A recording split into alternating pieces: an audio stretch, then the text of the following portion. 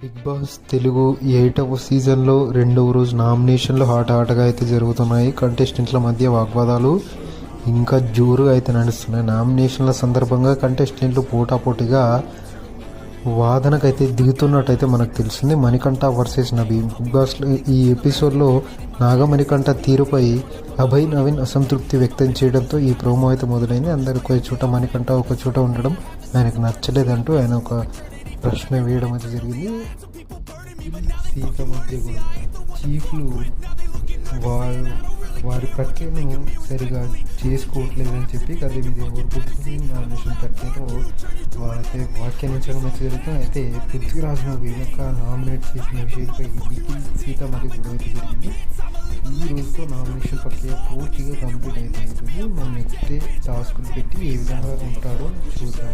ఈ సీజన్లో అయితే కెప్టెన్స్ అయితే ఎవరికి వాళ్ళు